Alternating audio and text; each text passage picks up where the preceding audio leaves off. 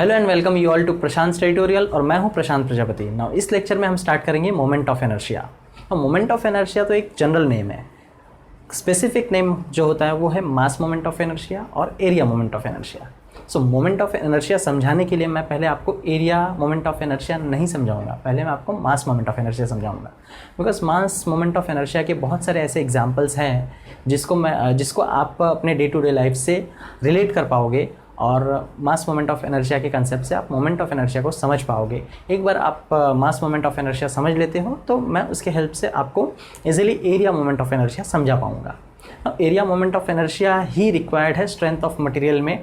अगर आप आगे के बेंडिंग स्ट्रेसेस इन बीम, शेयर स्ट्रेसेस इन बीम, ये सारे टॉपिक्स अगर आप स्टार्ट करते हो तो उन सारे टॉपिक्स को स्टार्ट करने के लिए हमको स्ट्रेंथ ऑफ मटेरियल में एरिया मोमेंट ऑफ इनर्शिया की ही ज़रूरत है। अब मास मोमेंट ऑफ इनर्शिया की ज़रूरत कहाँ पड़ती है? मास मोमेंट ऑफ इनर्शिया की ज़रूरत वहाँ पे पड़ती है जहाँ पे हम बॉडी की डिफॉर्मेशन को कंसीडर नहीं करते हैं। तो स्ट्रेंथ ऑफ मटेरियल में हम बॉडी की डिफॉर्मेशन को कंसीडर करते हैं एंड व्हेन डिफॉर्मेशन आता है तो deformation is something related with area, not with the mass. अगर किसी बॉडी को मैं डिफॉर्म कर भी दूँ तो उसका मास तो सेम ही रहने वाला है, एरिया सेम नहीं रहेगी। इसीलिए area moment of inertia is related with strength of material. So देखते हैं उसके साथ साथ में और भी क्या चीज़ें समझनी है। एरिया मोमेंट ऑफ इनर्शिया समझेंगे, उसका एक छोटा सा डेरिवेशन है वो समझेंगे। Radius of gyration, parallel axis theorem, perpendicular axis theorem, numericals on locating, how to locate centroid, ये शायद आप भूल चुके होंगे अगर मैकेनिक्स पढ़ के काफ़ी टाइम हो गया है तो। So how to locate centroid वो करेंगे। और उसके बाद numericals on moment of inertia. So बहुत सारे 3-4 एग्जांपल्स हैं जो बहुत कॉमन हैं, काफ़ी सारे आगे के न्यूमेरिकल्स में आपको आने वाले, आगे के चैप्टर्स में आने वाले, तो वो सारे न्यूमेरिकल्स हम इस टॉपिक में मोमेंट ऑफ इनर्शिया में सॉल्व करेंगे। नाउ मोमेंट ऑफ इनर्शिया समझाते वक्त मैं ये अज्यूम करके चल रहा हूँ कि आपको मोमेंट ऑफ इनर्शिया के बारे में कुछ भी नहीं पता है। सो मैं एकदम स्क्रैच लेवल से स्टार्ट कर रहा हूँ सो दैट मैं एक एक बेसिक चीज़ें आपको बता पाऊँ। सो कंसीडर करते हैं मोमेंट ऑफ इनर्शिया समझने के पहले कंसीडर करते हैं कि एक बॉडी है और वो रेस्ट पोजीशन पे है, राइट। हमने Newton's first law of motion पढ़ा है कि अगर किसी बॉडी को उसकी रेस्ट पोजीशन से मूव करना है तो हमको उसे फोर्स, वहाँ पे उस बॉडी पे फोर्स अप्लाई करना पड़ता है। जैसे कि इसको मूव करना है तो मुझे यहाँ पे फोर्स अप्लाई करना पड़ेगा, राइट। और या फिर अगर वो बॉडी मोशन में है तो उसकी मोशन को डिस्टर्ब करने के लिए या फिर उसके मोशन को रोकने के लिए हमको फोर्स अप्लाई करना पड़ेगा, राइट। सो ऐसा क्यों करना पड़ता है? इस बॉडी को मूव करने के लिए भी फोर्स अप्लाई करना पड़ता है और ये मूव होती रहती है तो इसकी मूवमेंट को रोकने के लिए भी मुझे फोर्स अप्लाई करना पड़ता है। क्यों? क्योंकि ये जो बॉडी है इसका खुद का अपना कुछ तो मास है और उस मास की वजह से क्या होता है कि इस बॉडी के अंदर इनर्शिया होती है ना। इनर्शिया क्या होती है वो समझते हैं। सो इनर्शिया जो होती है, इनर्शिया एक प्रॉपर्टी होती है बॉडी की जिसकी वजह से वो बॉडी अपने स्टेट ऑफ मोशन को चेंज होने से रोकता है और अपने स्टेट ऑफ रेस्ट पोजीशन को चेंज होने से रोकता है। सो इनर्शिया क्या होता है? Inertia is a property of body due to which that body offers resistance, due to which that body offers resistance, ये रेजिस्टेंस वर्ड को मार्क करो, offers resistance to change to its state of motion और state of rest. No, ये inertia मैंने बताया किसकी वजह से आता है, क्योंकि उस बॉडी का खुद का मास होता है, आपकी बॉडी का मास है, आपका भी कुछ तो इनर्शिया है। सपोज़ करो कि आप एक चेयर पे बैठे हुए हो और उस चेयर पे आपका भाई आके बैठना चाहता है तो आपका भाई क्या करेगा? आपको वहाँ से मूव करेगा ना। उस आपके भाई को मूव करने के लिए क्या करना पड़ेगा? आपकी बॉडी के ऊपर फोर्स अप्लाई करना पड़ेगा। तो जब वो आपको फोर्स अप्लाई करेगा तो आपका खुद का कुछ मास है और उस मास की वजह से क्या है, आपके अंदर इनर्शिया है। तो आप 2 रेजिस्टेंस दोगे, एक रेजिस्टेंस तो जो आप नेचुरली दोगे और दूसरा जो है वो आर्टिफिशियली दोगे। तो नेचुरली जो रेजिस्टेंस आप दोगे that is because of your mass and वो मास की वजह से आपकी बॉडी का एनर्शिया होगा और उसकी वजह से आप वहाँ से जो है इजीली नहीं हटोगे, आपके भाई को फोर्स लगाना पड़ेगा। एंड दूसरा जो आर्टिफिशियल रेजिस्टेंस है वो तो आप खुद पुश करके रेजिस्ट करोगे। सो दैट सेकेंड वाला was not our part. So first was natural resistance जो था वो आपकी बॉडी के मास की वजह से, आपकी बॉडी के इनर्शिया की वजह से था, राइट। सो नाउ ये तो हमने समझ लिया कि अगर इस बॉडी को मुझे रेक्टिलिनियर डायरेक्शन में, स्ट्रेट डायरेक्शन में मूव करना था तो, और या फिर ये बॉडी स्ट्रेट डायरेक्शन में मूव कर रही थी, उसका जो मूवमेंट था उसको रोकना था तो हमको इनर्शिया मिल रही थी, and inertia is resistance and which is due to the mass. Now inertia word का मतलब होता है, inertia it's a Latin word जिसका मतलब होता है आइडल, और इनर भी बोलते हैं इसको। नाउ आइडल वर्ड हम समझ के चलते हैं, तो इससे हमको कुछ लेना देना नहीं, बट हमको ये समझना है कि इनर्शिया जो होती है वो रेजिस्टेंस प्रोवाइड करती है बॉडी को। सो ये रेक्टिलिनियर से हमने, रेक्टिलिनियर के मामले में हमने समझ लिया। नाउ मैं आपको एंगुलर मोशन के बारे में मैं आपको समझाता हूँ। सपोज़ करो आपको डोर बंद करना है, आपको डोर अगर बंद करना है तो आपको क्या करना पड़ेगा, आप डोर बंद करने के लिए क्या करते हैं, फोर्स लगाते हैं या मोमेंट लगाते हैं? अब ज़रा सोचो, वैसे तो आप फोर्स लगाते हो, बट जाने अनजाने में आप मोमेंट लगाते हो, आप खाली फोर्स नहीं लगाते हो। फोर्स हम उन चीज़ों के लिए लगाते हैं जब हमको मूवमेंट कैसा चाहिए, स्ट्रेट चाहिए, रेक्टिलिनियर डायरेक्शन में चाहिए, तो हम फोर्स लगाते हैं। जब हमको रोटेशन देना है तो उस वक्त हमको रोटेटिंग फोर्स लगाना होता है, रोटेटिंग इफेक्ट देना होता है। जैसे कि दरवाजे को बंद करना है तो आपको क्या करना पड़ेगा, इस तरीके से फोर्स लगाना पड़ेगा, रोटेटिंग फोर्स लगाना पड़ता है। आप तो खाली फोर्स लगाते हो, और जाने अनजाने में आप फोर्स जो है उस हिंज से एट अ डिस्टेंस पे लगाते हो, एंड हिंज से एट अ डिस्टेंस पे आपका फोर्स जो होता है एक परपेंडिकुलर, आपका जो फोर्स होता है एक परपेंडिकुलर डिस्टेंस पे लगता है। So that perpendicular distance and force दोनों का प्रोडक्ट जो होता है वो मोमेंट होता है, and that moment is nothing but rotating effect. तो आप क्या कर रहे हो, आप रोटेटिंग इफेक्ट दे रहे हो, राइट, रोटेटिंग फोर्स देते हो आप खाली फोर्स नहीं देते हो, रोटेटिंग फोर्स देते हो। सो जब आप रोटेटिंग फोर्स देते हो तो ये रोटेटिंग फोर्स क्यों देना पड़ रहा है, क्योंकि हमने Newton's first law of motion में पढ़ा कि अगर कोई भी बॉडी रेस्ट पे है तो उसको मूव करने के लिए हमको फोर्स देना पड़ेगा। ना फोर्स क्यों देना पड़ता है, क्योंकि उसके अंदर उस बॉडी का खुद का कुछ मास होता है, और उस मास की वजह से क्या करता है वो रेजिस्टेंस देता है। नाउ यहाँ पे रोटेटिंग फोर्स दे रहे हैं, रोटेटिंग फोर्स क्यों दे रहे हैं, क्योंकि वो रोटेटिंग रेजिस्टेंस दे रहा है, क्योंकि उसके अंदर रोटेटिंग एनर्शिया है, रोटेटिंग एनर्शिया।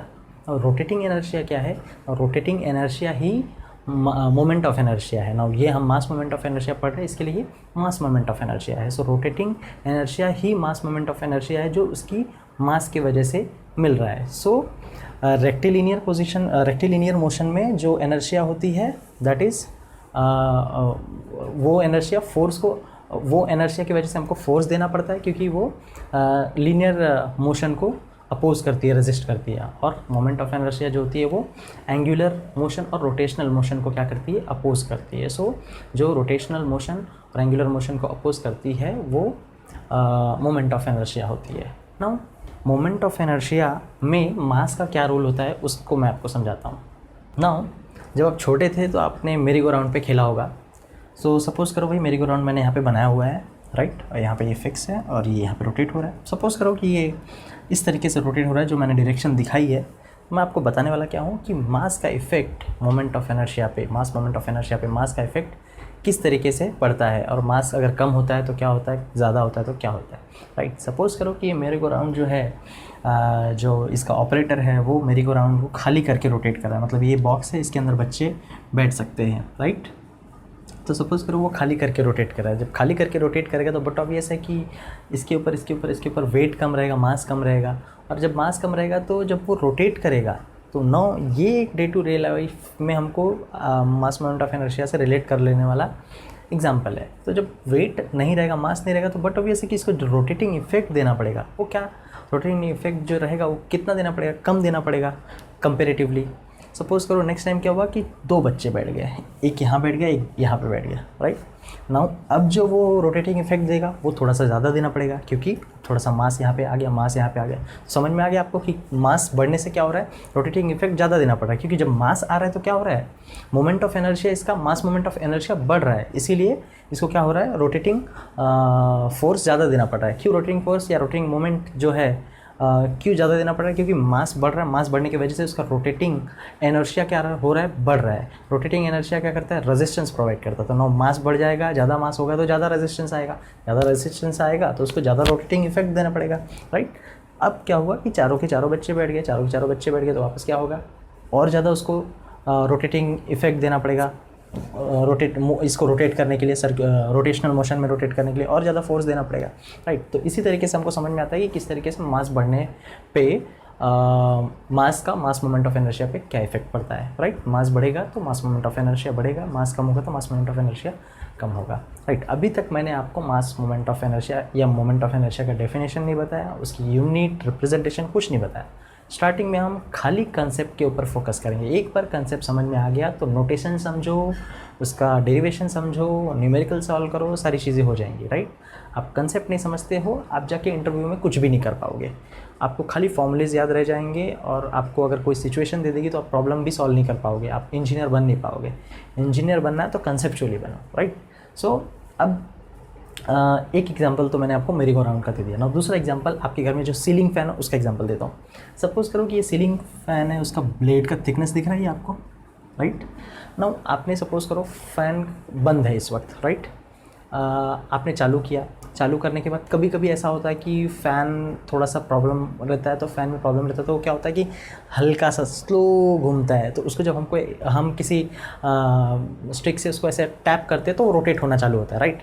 तो सपोज़ करो कि आपके पास ऐसा फ़ैन है जिसका थिकनेस टी है, राइट। एंड टी का वैल्यू मैं सपोज़ करो कि दे देता हूँ 2 mm, राइट, 2 mm। सो 2 mm की वजह से इसके अंदर जो मास कंटेंट रहेगा आयरन का या स्टील का वो कम रहेगा, राइट। तो आपको थोड़ा सा फोर्स देना पड़ेगा उसको रोटेट करने के लिए अगर आपका फ़ैन बंद हो गया तो। नाउ अब कंसीडर करो कि मैंने क्या किया कि आपके फ़ैन के ब्लेड की थिकनेस नियर अबाउट 2 सेंटीमीटर रख दिया। ये 2 mm नहीं, मैंने अब क्या किया 2 सेंटीमीटर रख दिया। नाउ जब मैं 2 सेंटीमीटर रख दिया तो आपको क्या लगता है जब आप फ़ैन चालू करोगे और सपोज़ करो कि मोटर की कैपेसिटी भी मैंने थोड़ी सी बढ़ा दी है ताकि वो उतने 2 सेंटीमीटर वाले थिकनेस वाले ब्लेड को वो रोटेट कर पाए, राइट। सो कैपेसिटी भी बढ़ा दी और सपोज़ करो कि उस पोजीशन पे जब वही सेम सिचुएशन आएगी कि फ़ैन चालू करने के बाद आपका फ़ैन थोड़ा सा हल्का सा रोटेट होता है, उसको टैप करना पड़ता है। तो आप जब लास्ट टाइम जो आपने टैप किया था वो टैपिंग या उस टैपिंग की वजह से रोटेटिंग इफेक्ट जो मिला था वो इस वक्त कितना देना पड़ेगा, उससे काफ़ी ज़्यादा देना पड़ेगा, राइट। क्यों ज़्यादा देना पड़ रहा है? क्योंकि अब मास कंटेंट 2 mm के बाद जब मैंने इसको 2 सेंटीमीटर कर दिया, राइट, मैंने इसकी थिकनेस जब बढ़ा दी, राइट, तो जब ऐसा करने गया तो उस वक्त क्या हो गया, इसके अंदर मास कंटेंट बढ़ गया ना। मास कंटेंट बढ़ने की वजह से क्या हुआ, इसके अंदर जो एनर्शिया डेवलप हुई, रेजिस्टिंग एनर्शिया, जो रोटेटिंग एनर्शिया डेवलप हुई और रोटेटिंग एनर्शिया की वजह से जो रेजिस्टिंग मोमेंट आया या रेजिस्टिंग वो बोल सकते हैं, रेजिस्टिंग इफेक्ट जो आ रहा है वो ज़्यादा आ रहा है, तो आपको ज़्यादा फोर्स देना पड़ रहा है, राइट। तो ये तो मैंने बता दिया कि जब ये स्टेट ऑफ रेस्ट पे होते हैं और हमको जब इसको मूव करना होता है, रोटेट करना होता है, तो हम जो फोर्सेस लगाते हैं उसका इफेक्ट बता दिया। नाउ मैं अब इसके में और इसके में दोनों का अपोजिट बताता हूँ। मैं सपोज़ करो कि ये रोटेट हो रहा है, राइट, रोटेट हो रहा है, जोर से रोटेट होने लगा, उसमें से कोई बच्चा जोर से रोने लग गया, राइट। अब ये रोटेट हो रहा है और कोई बच्चा रोने लग गया और वो बोल रहा है और उसकी मम्मी बाहर से देख रही है, वो बोली अरे अरे रोको रोको इसको रोको। तो जो इसको ऑपरेटर है, इसको ऑपरेट करने वाला, वो क्या करेगा, उस ऑपरेटर को 4 बच्चे बैठे हुए, सोचो अब वो ऑलरेडी मोशन में है तो Newton's first law of motion आप इसमें Newton's first law of motion इसमें अप्लाई करो। तो जो रोटेट हो रहा है इतना ज़ोर से, तो उसको रोटेट इसके मोशन को रोकने के लिए भी क्या करना पड़ेगा, हमको ज़्यादा फोर्स लगाना पड़ेगा। वो तो ठीक है बच्चे बैठे हैं इसके अंदर, अगर खली जैसे लोग बैठे रहते तो इसके अंदर इसका जो मोमेंट ऑफ इनर्शिया इतना ज़्यादा होता कि वो जो ऑपरेटर है, वो ऑपरेटर जो उसको उसका रोटेशन रोकने जाता तो वो खुद उससे फोर्स लग के कुछ दूरी पे जाके गिरा पड़ा होता, राइट। सो मास का यही इफेक्ट पड़ता है मास मोमेंट ऑफ एनर्जिया पे ना। इसका भी मैं सेम बात करता हूँ कि सपोज़ करो ये फ़ैन चल रहा है और किसी चीज़ की वजह से आपको ये फ़ैन हाथ से रोकना पड़ गया, तो 2 सेंटीमीटर थिकनेस, यानी कि इतना थिकनेस होती है, इतनी थिकनेस की वजह से कितना मास होगा उसके ऊपर, और ये फ़ैन रोटेट हो रहा है और आप सपोज़ करो कि आपको उस फ़ैन को उसी वक्त रोकना है, रोटेट होते हुए ही। तो आपने स्विच बंद कर दिया बट आपको रोटेट होते हुए रोकना है, तो आप अगर उसको पकड़ के उसको रोटेशन उसका रोकने को ट्राई करोगे तो हो सकता है शायद उसके साथ आप भी शक्तिमान की तरह गोल गोल गोल गोल घूमने लगो, क्योंकि उसका जो मास मोमेंट ऑफ इनर्शिया उस वक्त है वो इतना ज़्यादा है कि वो आपको भी ले के घुमा दे रहा है, क्योंकि उनके उस मास की वजह से जो रेजिस्टेंस है वो बहुत ज़्यादा उसके अंदर आ चुका है। सो अब उसके रोटेशन को रोकने के लिए भी हमको ज़्यादा रोटेटिंग इफेक्ट देना पड़ेगा, राइट। तो ये हो गया मास मोमेंट ऑफ इनर्शिया का कंसेप्ट। नाउ ये तो मैंने सर्कुलर मोशन में या रोटेशनल मोशन में समझाया। नाउ आपको मैं एक छोटी सी एग्जांपल देता हूँ। सपोज़ आप रेक्टिलिनियर मोशन में इनर्शिया का एक एग्जांपल देता हूँ। सपोज़ करो कि आप साइकिल से ट्रेवल कर रहे हो और ऐसे रास्ते पे ट्रेवल कर रहे हो जहाँ पे थोड़ा सा रास्ता ख़राब है तो आप जब साइकिल से ट्रैवल करोगे तो आप एक फील करोगे कि काफ़ी आपकी साइकिल में वाइब्रेशंस होंगे, बम्प्स आएंगे, वो थोड़ा आगे पीछे, या फिर बहुत बहुत उसमें आपको डिस्टर्बेंस मिलेगा, राइट। और सपोज़ करो उसी रास्ते पे आप अगर एक हैवी बाइक चला रहे हो, जैसे कि मैं रॉयल इनफील्ड की बात करता हूँ, तो रॉयल इनफील्ड की आप अगर उस रोड पे चला रहे हो तो आप एकदम स्टेबली चलोगे आराम से। क्योंकि उस बॉडी का जो रॉयल इनफील्ड जो बाइक है, और आपका वेट इतना ज़्यादा है बाइक के साथ में मिलके कि उसके पास इतना ज़्यादा एनर्शिया आ चुकी है, और उस एनर्शिया की वजह से क्या हो रहा है कि जो अननेसेसरी छोटे मोटे डिस्टर्बेंस थे जो उस बॉडी के मोशन को रोकने को या फिर मोशन को डिस्टर्ब करने को ट्राई कर रहे थे, वो दब जाते हैं, क्योंकि उसके अंदर इतनी एनर्शिया आ जाती है। उसकी वजह से जो रेजिस्टेंस होता है, उस रेजिस्टेंस की वजह से वो आपकी बाइक जो है काफ़ी ज़्यादा एनर्शिया होने की वजह से एकदम आराम से चलते जाती है। अगर आप बाइक ड्राइव करते हो तो कभी आप हीरो होंडा स्प्लेंडर या कोई ऐसी पतली बाइक, टीवीएस की जो पतली वाली बाइक आती है वो चला के, और आप अगर ये रॉयल इनफील्ड चलाओगे तो आपको डिफरेंस समझ में आएगा कि रियली एनर्शिया के इफ़ेक्ट की वजह से कितना डिफरेंस दिखता है, राइट। नाउ एक फ्लाई व्हील का भी एक एग्जांपल देता हूँ मैं आपको। फ्लाई व्हील क्या होता है? फ्लाई व्हील जो होती है एक हेवी डिस्क होती है ना, ये हैवी डिस्क होती है और वो रोटेट होती है। तो अगर आप एक हैवी फ्लाई व्हील जो है उसको आप हैवी डिस्क जो है आप उसको एक बार रोटेट करके छोड़ दोगे, राइट, और देखोगे उसको स्टॉप होने का टाइम अगर आप देखोगे तो आप देखोगे कि वो काफ़ी लेट रुकता है इन कंपेयर टू एक दूसरी डिस्क लो जो पतली डिस्क है जिसका मास कम है। आप उसको रोटेट करके छोड़ दोगे तो जो पतली डिस्क है जिसका मास कम है वो जल्दी रुक जाएगी, और जो हैवी डिस्क है वो लेट रुकेगी। क्यों? क्योंकि ये मास मोमेंट ऑफ इनर्शिया की वजह से होता है। मास मोमेंट ऑफ इनर्शिया जिस तरीके से डिस्टर्बेंस, अब नाउ हैवी डिस्क को आपको रोटेट करने के लिए जितना ज़्यादा रोटेटिंग इफेक्ट देना पड़ा होगा ना, वो डिस्टर्ब होने के लिए भी, स्टेट ऑफ रेस्ट पोजीशन से डिस्टर्ब होने के लिए भी ज़्यादा फोर्स लेता है, और रुकने के लिए भी उसका एक बार मोशन में आ गया तो वो मोशन से रोटेटिंग मोशन से रेस्ट पे आने के लिए भी वो ज़्यादा टाइम लेता है या फिर ज़्यादा फोर्स लेता है,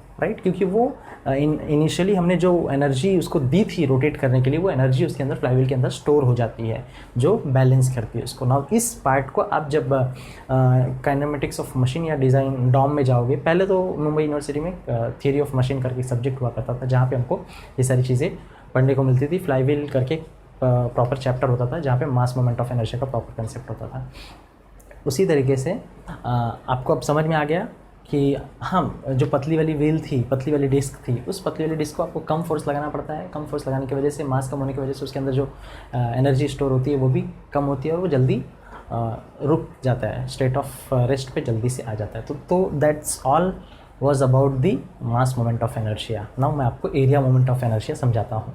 तो एरिया मोमेंट ऑफ इनर्शिया समझने के लिए, जैसे हमने समझा कि मास मोमेंट ऑफ इनर्शिया, उसी तरीके से अगर मास मोमेंट ऑफ इनर्शिया में से मैं मास को रिप्लेस कर दूँ एरिया से, तो वो हो जाता है एरिया मोमेंट ऑफ इनर्शिया। तो जो मास मोमेंट ऑफ इनर्शिया होती है, that mass moment of inertia is the property of a body due to which it offers resistance to its change to its angular motion और state of rest. उसी तरीके से जो area moment of inertia होती है, that area moment of inertia, तो area moment of inertia में हम मास को रिप्लेस कर देते हैं एरिया से, right. So area moment of inertia is the property of a body due to which it offers resistance to change to its shape और deformation. तो एरिया मोमेंट ऑफ इनर्शिया, जैसे मास मोमेंट ऑफ इनर्शिया क्या करती है कि किसी body के motion को रेजिस्ट करती है, एंगुलर मोशन को रेजिस्ट करती है। उसी तरीके से जो एरिया मोमेंट ऑफ इनर्शिया होती है वो उस बॉडी के शेप को चेंज होने से रेजिस्ट करती है। एरिया मोमेंट ऑफ इनर्शिया किसी भी बॉडी के शेप को चेंज होने से रेजिस्ट करती है। नाउ मैं आपको एक एग्जांपल देता हूँ। सपोज़ करो कि आपके पास सपोज़ करो कि स्केल है, राइट। स्केल को जब आप ऐसे हॉरिजॉन्टल रख के आप बेंड करते हो, स्केल को जब हॉरिजॉन्टल रख के आप बेंड करते हो तो वो इजीली बेंड हो जाती है।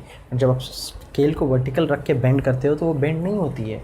क्यों नहीं बेंड होती है? जब वो हॉरिजॉन्टल रख के हम बेंड, इसके ऊपर हम एक न्यूमेरिकल सॉल्व करेंगे। जब हम उसको हॉरिजॉन्टल रख के बेंड करते हैं तो उस वक्त उसकी एरिया मोमेंट ऑफ इनर्शिया जो होती है वो कम होती है। इसीलिए वो उस उसके शेप चेंज को जब हम उसको बेंड करने की कोशिश करते हैं तो bending is nothing but a deformation, तो वो उसके डिफॉर्मेशन को रजिस्ट नहीं कर पाती, क्योंकि उसकी जो एरिया मोमेंट ऑफ इनर्शिया होती है जब हम हॉरिजॉन्टल रखते हैं तो कम होती है, राइट। नाउ जब हम उसको क्या करते हैं, वर्टिकल रख देते हैं, तो उसकी एरिया मोमेंट ऑफ इनर्शिया बढ़ जाती है, और एरिया मोमेंट ऑफ इनर्शिया बढ़ने की वजह से क्या होता है कि वो उसके शेप चेंज को या फिर डिफॉर्मेशन चेंज को रजिस्ट कर पाती है। सो इसी तरीके से हमने समझ लिया कि एरिया मोमेंट ऑफ इनर्शिया क्या होती है। तो नाउ ये वाला जो पॉइंट है ये बहुत ही इंपॉर्टेंट पॉइंट है कि mass moment of inertia is the property of a body due to which it offers resistance to change to its angular motion. So यहाँ पे एंगुलर मोशन को रेजिस्ट करती है, चेंज इन एंगुलर मोशन को resist करती है, और यहाँ पे चेंज टू इट्स शेप और डिफॉर्मेशन को रेजिस्ट करती है, that area moment of inertia. इसीलिए area moment of inertia is very important topic to study for before designing any structure to avoid any shape change due to the area moment of inertia, right. So ये हो गया आपका area moment of inertia का concept. Now mass moment of inertia को second moment of mass भी बोलते हैं, moment of inertia को बेसिकली सेकेंड मोमेंट बोलते हैं, तो मास मोमेंट ऑफ इनर्शिया को सेकेंड मोमेंट ऑफ मास बोलेंगे। एरिया मोमेंट ऑफ इनर्शिया को सेकेंड मोमेंट ऑफ एरिया बोल सकते हैं। नाउ जो ये मास मोमेंट ऑफ इनर्शिया होता है it gives quantitative estimate of the distribution of mass with respect to a reference axis, यानी कि ये जो मोमेंट ऑफ इनर्शिया होता है वो क्या देता है, डिस्ट्रीब्यूशन ऑफ मास देता है, डिस्ट्रीब्यूशन ऑफ मास ही देता है ना। सपोज करो वो जो डोर है, डोर का डिस्ट्रीब्यूशन एक एक्सिस है, उसकी हिंज के पास से जो है वो एक्सिस है जिसके अबाउट वो डोर क्या हो रहा है, रोटेट हो रहा है, और उस एक्सिस से उसका मास का डिस्ट्रीब्यूशन ही तो बताया हुआ है ना। फैन रोटेट करते हैं तो उसके ब्लेड्स एक एक्सिस के अबाउट रोटेट होते हैं, और उस एक्सिस के अबाउट उसके डिस्ट्रीब्यूशन ऑफ मास हमको दिखते हैं। तो दैट जो ये हमको मास मोमेंट ऑफ इनर्शिया होता है that gives quantitative estimate of the distribution of mass with respect to a reference of axis. वैसे ही ये जो एरिया मोमेंट ऑफ इनर्शिया होता है that gives distribution of area about a reference axis. So it gives quantitative estimate of the distribution of area with respect to a reference axis. Now अगर कोई मैं ये बॉडी लेता हूँ तो उस बॉडी को अगर मैं एरिया मोमेंट ऑफ इनर्शिया की बात करूँ तो एरिया मोमेंट ऑफ इनर्शिया की बात करूँ तो अगर किसी बॉडी को मुझे क्या करना है, बेंड करना है, उस बॉडी को क्या करना है, डिफॉर्म करना है, तो इस बॉडी को मैं कितने एक्सिस के अबाउट डिफॉर्म कर सकता हूँ, मैं बहुत सारे एक्सिस के अबाउट डिफॉर्म कर सकता हूँ। एक तो एक्सिस जो होती है, सपोज इस बॉडी का सीजी कहाँ पे आएगा, ये सेंटर पे आएगा इस बॉडी का सीजी।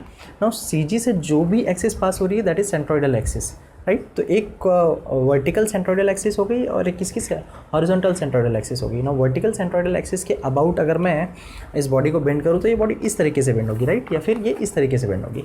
और अगर मैं हॉरिजॉन्टल सेंट्रोइडल एक्सिस के अबाउट इसको बेंड करूँ तो ये बॉडी कैसे होगी, इस तरीके से बेंड होगी, राइट, इस तरीके से बेंड होगी। नाउ मैं इस बॉडी के ऊपर जब मोमेंट ऑफ इनर्शिया क्यों सीखते हैं वो बता दूँ। जब हम मैंने लिखा था कि moment of inertia is very important topic to study structure का एनालिसिस करने से पहले, राइट। सो स्ट्रक्चर का एनालिसिस या फिर स्ट्रक्चर डिज़ाइन करने के पहले, राइट।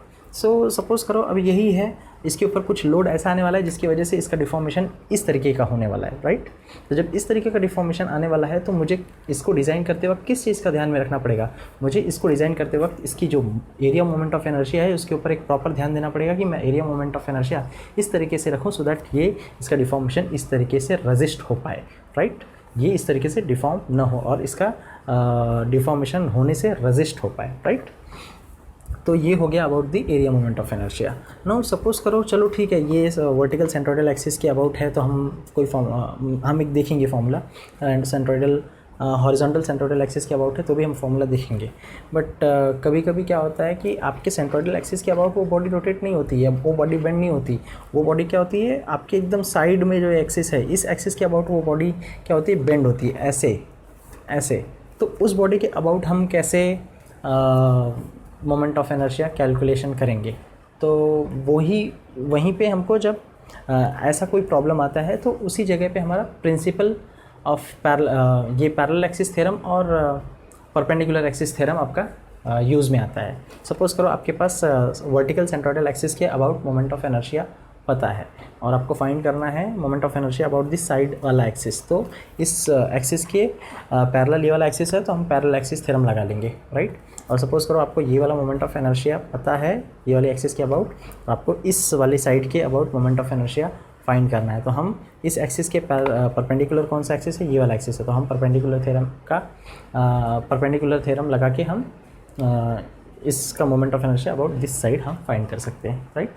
सो ये तो मैंने बताया एरिया मोमेंट ऑफ इनर्शिया के अबाउट। नाउ अगर मास मोमेंट ऑफ इनर्शिया की बात करें तो ये बॉडी रोटेशन, उसमें क्या होता है, इसका रोटेशन रजिस्ट करता है जो मास मोमेंट ऑफ इनर्शिया होता है।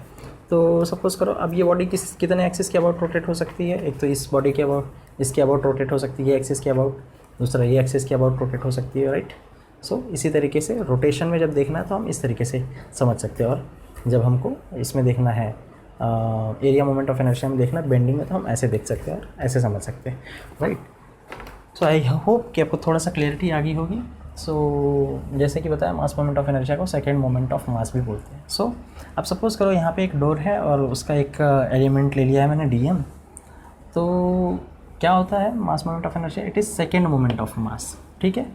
तो अब एक स्मॉल एलिमेंट मैं पहले लेता हूँ और उस स्मॉल एलिमेंट की वजह से क्या मोमेंट आता है अबाउट एक्सिस ए बी वो फाइंड करते हैं।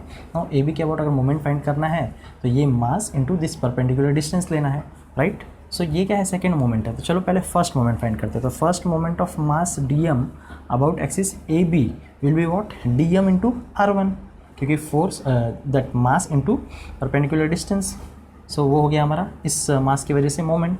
और मैं फोर्स क्यों बोला, क्योंकि वो मास की वजह से बेसिकली क्या होने वाला है, जब ये रोटेट होगा तो फोर्स ही तो आने वाला है, राइट। सो लेकिन हम यहाँ पे मास लेंगे D M into R one. Second moment of mass क्या होगा, सेकेंड मोमेंट ऑफ मास क्या होगा कि फर्स्ट मोमेंट हमने ऑलरेडी ले लिया D M into R one. So second moment क्या होगा, सेम इसके इसमें मल्टीप्लाई बाय आर वन कर देंगे तो आपका क्या आ जाएगा, second moment of mass. Now D M into R one का स्क्वायर हो जाएगा, D M into R one square हो जाएगा। Now second moment of small elemental mass is D M into R one square. तो ये elemental मास का हमको second moment मिल गया, सेकेंड मोमेंट ए मिल गया, यानी कि मोमेंट ऑफ एनर्शिया मिल गया ना। मोमेंट ऑफ एनर्शिया को हम आई से रिप्रेजेंट करते हैं। सो आई ए बी मिल गया हमको, I A B, I about A B मिल गया of what, of small mass. But अब पूरे एंटायर बॉडी का चाहिए तो हमको क्या करना पड़ेगा, हमको इंटीग्रेशन करना पड़ेगा, क्योंकि पूरे बॉडी का चाहिए होता है तो हमको इंटीग्रेशन करना पड़ता है। तो integration of R one this पूरी बॉडी के लिए करेंगे तो R one square into D M हो जाएगा। तो ये जो आपको मिला second moment of inertia of entire body. So I of A B is equal to integration of R one square into D M, right. I of A B आपको मिल गया, आई ऑफ ए बी आपको मिल गया R one integration of R one square into D M. So इससे आपको पूरे body का moment of inertia about A B मिल गया ना। इसमें देखते हैं सेम उसी तरीके से इसमें भी करना है। डी ए एक एलिमेंट ले लिया, क्या सेकेंड मोमेंट होता है तो इसका फर्स्ट मोमेंट ऑफ एरिया मैंने लिया D A about axis A B, D A into R one हो गया। सो यहाँ पे सेकेंड मोमेंट जब लिया तो D A into R one square हो गया। अब पूरी बॉडी का लूँगा तो क्या हो जाएगा, ये I A B about the whole body लूँगा तो इसका integration of R one square into D A. So ये आपका आई ए बी हो गया, मतलब moment of inertia about axis A B of small elemental area D A.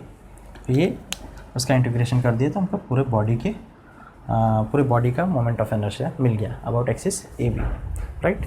Now ये जो एक्सप्रेशन आपने फाइंड किया है, इसी एक्सप्रेशन के हेल्प से ही, ये जनरल एक्सप्रेशन है और इसी एक्सप्रेशन के हेल्प से हम डिफरेंट शेप के मोमेंट ऑफ इनर्शिया का डेरिवेशन करते हैं। लाइक जो आपने इसमें यहाँ पे तो हम जो है इंजीनियरिंग में तो हम by use of double integration या फिर सिंगल इंटीग्रेशन से हम क्या करते हैं, ये फाइंड करते हैं इसके मोमेंट ऑफ इनर्शिया का फॉर्मूलाज। आपने ये सारे मोमेंट ऑफ इनर्शिया 11th-12th में भी किया हुआ होगा बाय समीशन वाले फॉर्मूले से, राइट। सो अब एक मैं छोटा सा एग्जांपल आपको लेता हूँ सर्कल का, किस तरीके से हम मोमेंट ऑफ इनर्शिया फाइंड करते हैं about axis about some axis, centroidal axis. तो सपोज़ करो ये आपका एक सर्कल है, ये सर्कल में मैं एक स्मॉल एलिमेंटल एरिया ले लेता हूँ, ये वाला, राइट। नाउ अब मुझे क्या करना है, मुझे फाइंड करना है एक्स के अबाउट, इस एक्सिस के about moment of inertia find करना है। तो आई एक्स क्या करना पड़ेगा मुझे, एक स्मॉल एलिमेंटल एरिया है, तो ये कितने डिस्टेंस पे है, ये जो small elemental area at a distance of R है, और ये जो एंगल है ये कितना है, डी थीटा, स्मॉल, बहुत ही स्मॉल एंगल है, इसके लिए मैं इसको डी थीटा लेता हूँ। कंप्लीट इसका रेडियस कितना है, सपोज़ करो आर है। तो नाउ अब इसका हम क्या करेंगे, इंटीग्रेशन आर स्क्वायर इंटू ये small elemental area D A, तो R square into D A करेंगे, राइट। नाउ अब ये जो आपका इंटीग्रेशन है वो इंटीग्रेशन का लिमिट डालना पड़ेगा आपको। सो जब लिमिट डालेंगे तो ये किसके ऊपर डिपेंड कर रहा है, ये एरिया एक तो आर और डी थीटा के ऊपर डिपेंड कर रहा है। सो इसका ये डबल इंटीग्रेशन से फिर सॉल्व होता है। जब हम इंटीग्रेशन लेते हैं तो एक तो इंटीग्रेशन लेते हैं 0 to 2 पाई, बिकॉज ये जो है डी थीटा आपका कैसे रन करेगा, डी थीटा जो है आपका यहाँ से लेके 2 पाई तक के लिए रन करेगा, और ये जो आर है आपका यहाँ से लेके 0 से लेके आपका कैपिटल आर तक जाएगा। सो 0 to कैपिटल आर तक जाएगा to R square D A. और जब हम इसको इसका इंटीग्रेशन करेंगे तो फाइनली जब डबल इंटीग्रेशन से आप इसको सॉल्व करोगे तो आपको मिलेगा आई एक्स एक्स पाई बाई 64। चलो आपने आर के टर्म में रख दिया तो ये आर के टर्म में मिलेगा, बट अगर हम डी के टर्म में फाइंड करें तो pi by 64 D raise to 4 मिलेगा आपको। सो जिस तरीके से मैंने एक सिंपल सर्कल के लिए किया उसी तरीके से आपको रेक्टेंगल के लिए भी मिलता है। और रेक्टेंगल के लिए अगर आपको देखना है तो मैं आपको बता दूँ कि चलो एक ये रेक्टेंगल है, और मान लो रेक्टेंगल ठीक है, ये आई एक्स एक्स फाइंड कर लिया, तो आई वाई वाई अगर फाइंड करना है तो क्या होगा, सिंस ये सिमेट्रिकली है एक्स एक्सिस और वाई एक्सिस के, तो आई वाई वाई भी क्या मिलेगा, pi by 64 D raise to 4, यही मिलने वाला है आपको, आई वाई वाई भी मिलने वाला है सेम। नाउ अगर आपको सपोज़ करो कि इस रेक्टेंगल का आप इसको नोट कर लीजिए वीडियो पॉज करके। आई होप आप जो भी नोट्स है वो मेरे रफ़ करने के पहले वीडियो पीछे करके आप नोट कर लेते हो। सो मैं अभी इसको रफ़ करता हूँ। Now parallel axis theorem and perpendicular axis theorem देखते हैं। सो पहले तो parallel axis theorem and perpendicular axis theorem की ज़रूरत क्यों पड़ी वो देखते हैं। अभी मैंने एक इनरेगुलर शेप का एक बॉडी बनाया था और उसका moment of inertia about A B find किया था, तो वो एक्सप्रेशन मिला था R square into D A मिला था ना। ये एक्सप्रेशन के यूज़ करके फिर मैंने आपको सर्कल के लिए moment of inertia pi by 64 D raise to 4 about X X axis निकाल के दिया, अबाउट वाई वाई एक्सिस भी उसका pi by 64 D raise to 4 होगा। वैसे ही हम रेक्टेंगल के लिए कर सकते हैं। अगर ये रेक्टेंगल है सपोज़, तो इस रेक्टेंगल के यहाँ पे एक स्मॉल एलिमेंटल एरिया मैं ले लूँ, और यहाँ से जो डिस्टेंस है ये सपोज़ करो यहाँ तक कंप्लीट y है डिस्टेंस, और यहाँ पे 0 है, तो ये एक्स एक्स एक्सिस है सपोज़ करो, y का वैल्यू यहाँ पे 0 है, बट धीरे धीरे यहाँ पे ऊपर जाते वैसे वैसे बढ़ते जाता है। सो अगर इसमें मैं आई एक्स एक्स रख के, जैसे ये आई ए बी के अबाउट निकाले थे, वैसे आई एक्स एक्स के अबाउट रख के मैं अगर आर स्क्वायर, आर की जगह पे मेरा y हो जाएगा वाई स्क्वायर इंटू ये स्मॉल एलिमेंटल एरिया डी है, तो ये डी ए, तो इसको मैं सॉल्व करूँगा जब इंटीग्रेट लिमिट डाल के 0 to y, तो मुझे जो मिलता है आई एक्स एक्स का value that is B D cube by 12। अगर ये डिस्टेंस जो है आपका यहाँ से यहाँ तक का डिस्टेंस आपका b है, और यहाँ से लेके यहाँ तक का डिस्टेंस आपका जो है d है, तो आपको जो वैल्यू मिलती है एक्स एक्स की that is B D cube by 12, B D cube by 12 है, यानी कि ये b और d ये डिवाइड बाय 12। तो एक याद रखना है कि बी डी क्यूब बाई 12 मिला, तो एक याद रखना है कि ये जब हम एक्सेस मारते हैं तो जो कट होता है, डी कट होता है, तो बी डी क्यूब बाई 12 करेंगे, जो कटता है उसका क्यूब होता है। तो इसी का अगर मैं आई वाई वाई फाइंड करूँ, यानी कि मैं ऐसे वाई वाई एक्सेस के अबाउट फाइंड करूँ, तो ये मुझे मिलता है सेम 0 to y का लेके Y square into D A लेके जो मुझे मिलती है आई वाई वाई की value that is D V cube by 12, क्योंकि इस वक्त हम ऐसे देखेंगे, तो ऐसे देखेंगे तो y वाला एक्सिस को हम कंसिडर करेंगे, b कट रहा है तो b का क्यूब हो जाएगा, तो db³/12 मिलता है। नाउ हम ये जो हमने ये डेरिवेशन किया आई एक्स एक्स का और आई वाई वाई का, ये वाले एक्सप्रेशन की हेल्प से, ये हम कहाँ पे करते हैं, सेंट्रॉइड पे ही करते हैं, या तो वर्टिकल सेंट्रोइडल एक्सिस पे या हॉरिजॉन्टल सेंट्रोइडल एक्सिस पे। लेकिन जब सपोज़ करो कोई ऐसी बॉडी है, सपोज़ करो ये रेक्टेंगल ही है, इस रेक्टेंगल के मुझे एक एक्सिस है, ये मान लेता हूँ ए बी। अब ये ए बी के अबाउट अगर मुझे चाहिए, आई A B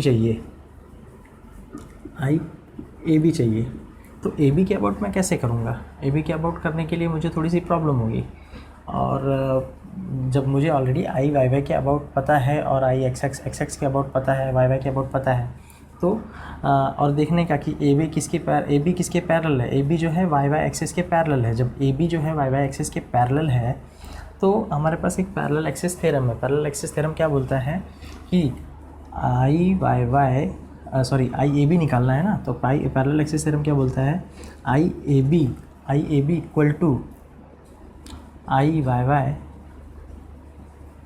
into A H square, where A क्या है, ए जो है पूरे इसका एरिया है, पूरे आपके एलिमेंट का एरिया है, कंप्लीट एरिया ए हो गया, और एच जो है ये वाला जो वाई वाई एक्सिस है और ये ए बी एक्सिस है जिसके अबाउट आपको निकालना मोमेंट ऑफ इनर्शिया, उसके बीच का जो डिस्टेंस है दैट इज़ एच। सो अगर आपके पास आई वाई वाई है तो पैरेलल एक्सिस थ्योरम का यूज़ करके आप आई ए बी निकाल सकते हो। और पैरेलल एक्सिस थ्योरम क्या बोलता है, आई ए बी यानी कि moment of inertia about A B will be equal to moment of inertia about Y Y centroidal axis into product of square of its distance from that axis about which the moment of inertia is required and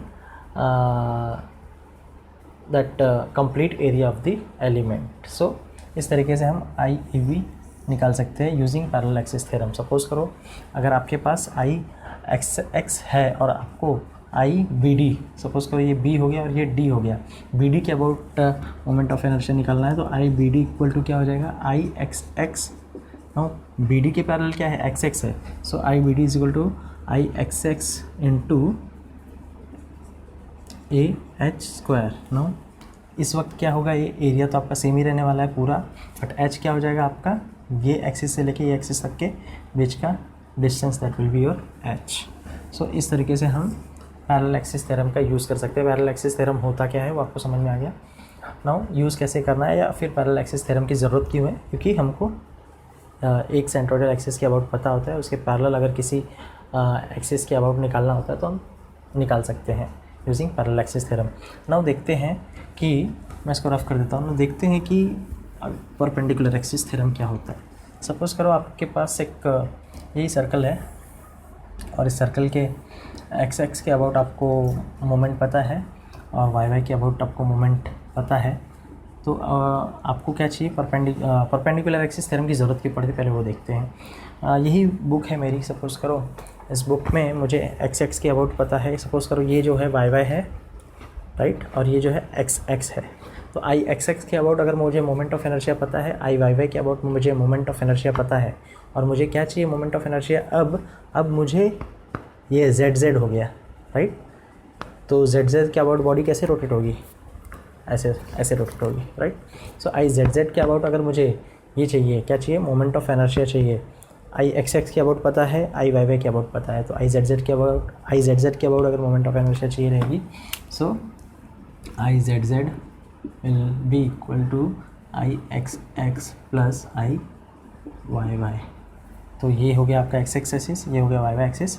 और आप consider करो कि ये जो है, ये मैं ये वाली एक्सिस को एक पॉइंट से दिखा रहा हूँ, क्योंकि ये जो एक्सिस है एज अ पॉइंट ही दिखेगा आपको, या फिर मैं ऐसे करके दिखा सकता हूँ कि ये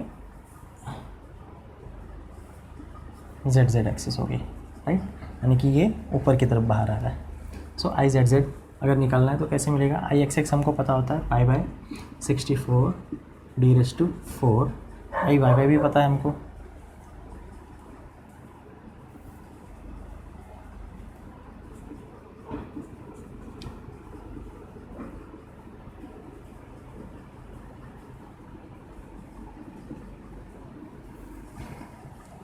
सो I X X pi by 64, I Y Y pi by 64, 2 times of pi by 64 D raise to 4 32 हो जाएगा, pi by 32 D raise to 4 आपका आई जेड जेड हो गया।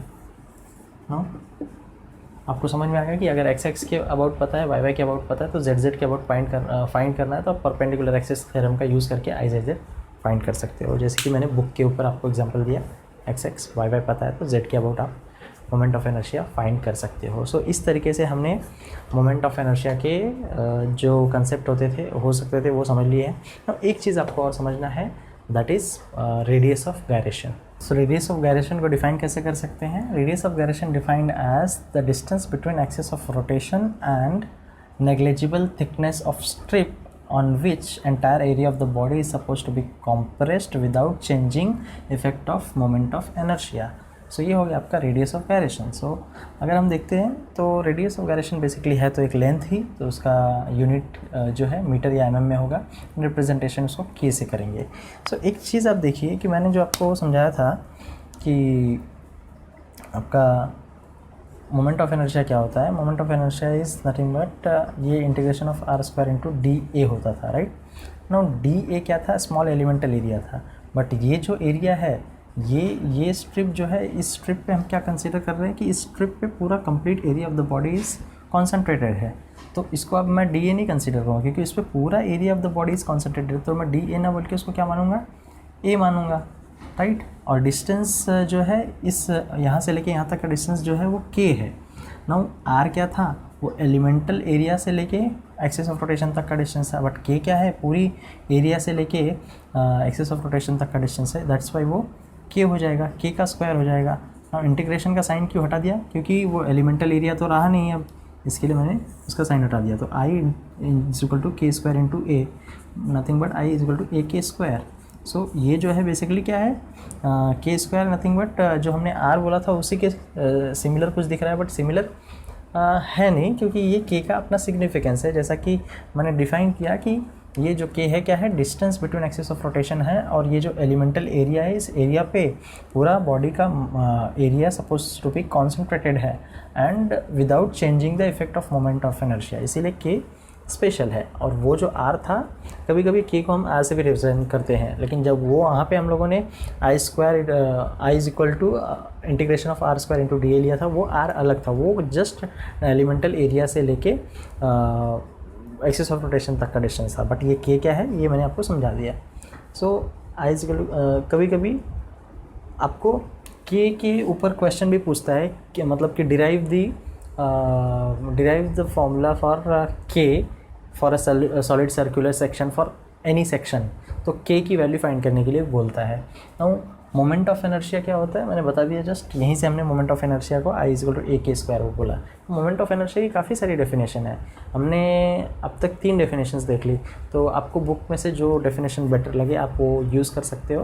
Now I is equal to A K square है ना, तो चलो सही, अभी क्वेश्चन मैं देता हूँ कि फाइंड के फॉर सॉलिड सर्कुलर सेक्शन। वो सपोज करोगे एक सॉलिड सर्कुलर सेक्शन है और उसके के की वैल्यू आपको फाइंड करनी है, तो के की वैल्यू कैसे फाइंड करेंगे? के क्या होता है वो पता है, आई इज इक्वल टू के ए के स्क्वायर होता है। सो के क्या हो जाएगा आपका? K will be equal to under root of I by A, right.